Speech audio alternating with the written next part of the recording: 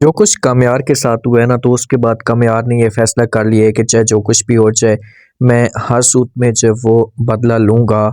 मैं जो वो सही एरा के दिल में जगह बनाऊँगा और उसे ये वक़्त याद दिलाऊँगा कि हाँ, याद करो वो वक़्त जब आप मुझे जो वो ताने देती थी, या मुझे जो वो बातें सुनाती थी, उस वक़्त एरा को सच्ची मोहब्बत हो जाएगी और एरा जो है ना, ये बहुत बड़ा धोखा खाएगी। आने वाले साथ में आप लोगों को दिखाया जाएगा कि कामयार जो होता है ना, बहुत ज़्यादा दुखी हो जाता है जब इसे थप्पड़ लगता है, क्योंकि इसे तो उम्मीद लगा कर गया था कि कभी भी एरा का ख़ानदान जो वो हमें इनकार नहीं करेगा, क्योंकि हमारे पास सब कुछ है, हमारे पास पैसा है, हर चीज़ है, तो ये किसी किस्म की कोई बहस नहीं करेंगे।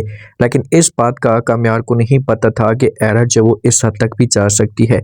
जब अशताक के साथ ये बात करता है, क्योंकि परेशान तो होता है अशताक, जब परेशान इसे देखता है तो उसके साथ बात करना शुरू कर देते हैं, तो फ़ौरन जवाब जवाब देते हैं कामयार। इसे कहते हैं कि देखें कि मुझे इस बात का अंदाज़ा नहीं था कि मैं सीरियस होकर भी जब उसकी ज़िंदगी को बर्बाद करूँगा, ऐसा उसको ये सब कुछ अच्छा नहीं लगेगा। सारी-सारी रात मैं जब वो रोड पे जब वो खड़ा रहता था, सड़कों की मिट्टी को छाँटता रहता था, लेकिन मैंने कभी भी ऐसा नहीं सोचा था कि मेरे साथ ऐसा होगा। देखिए कि कामयार इस मामले पे जो सोच रहा है ना, ये किसी हद तक ठीक सोच रहा है कि यार मैं अगर ये सब कुछ ना करता तो एरा आज मुझे मिल चुकी होती। ये बातें हकीकत हैं। अश्ताक ये सब कुछ समझ जाता है और ये जब जाता है जाकर बात करता है एरा के साथ, एरा को कहता है कि देखें कि वो वाक़ई सच में दिल का बहुत ही अच्छा इंसान है। आप प्लीज़ उस बारे में सोचें, जो कुछ भी उससे हुआ है वो गलत हुआ है, लेकिन अब वो तुम्हारे बारे में सोचना शुरू हो चुका है। प्लीज़ आप उसे किसी भी तरीके से टाइम दें। लेकिन आगे से एरा जो होगी ये इनकार कर देगी।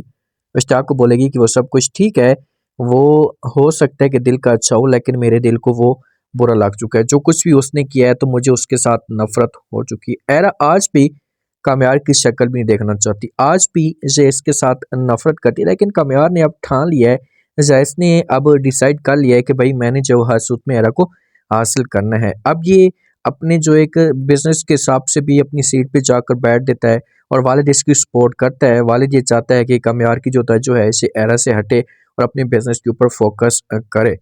जो एरा की बहन होती है ना, ये एरा को समझाने की कोशिश करती है कि वो वाक़ई चेंज हो चुका है, प्लीज़ आप उसके साथ ऐसा मत करें, लेकिन एरा अपनी बहन की बात को भी रद्द कर देती है। जो कामयार की दोस्त होती है ना, जो कामयार को चाहती है, ये एरा के साथ बात करती है, इसे कहती है कि अगर आप मुझे जो ना कामयार के आस-पास भी नज़र आई तो आपकी सारी की सारी फैमिली और आप सारी ज़िंदगी जो है वो चक्की पीसते रहेंगे और आपको बहल निकलने का मौका भी नहीं मिलेगा। तो ये बात एरा सुनती है तो एरा साफ अल्फाज में इनकार कर देती है और ये इसे मुँह तोड़ जवाब देती है और कहती है कि मुझे जो ना आपके कामयार में किसी किस्म की कोई भी जो है वो इंटरेस्टिंग नहीं है। ये प्रिंस आपको मुबारक हो, आप अपने पास रखें। मेरे सामने आप किसी किस्म की कोई भी दोबारा ऐसी बात मत करना। अब फंक्शन होता है, सारे के सारे जमा होते हैं, तो यहाँ पर कामयार आएगा और आकर जो वो अपनी दोबारा से मोहब्बत का इज़हार करेगा सबके सामने। लेकिन एरा को यहाँ पर जो वो गुस्सा आएगा, इसे धक्के देकर, घसीट कर यहाँ से जो वो बाहर निकालेगी कि भाई आपकी यहाँ पर कोई भी जगह नहीं है। अब देखते हैं कि वहाँ पर कामयार का क्या रिस्पॉन्स आएगा, क्या ये एरा के दिल में जगह बना पाएगा या एरा अभी भी इसके साथ नफ़रत करेगी।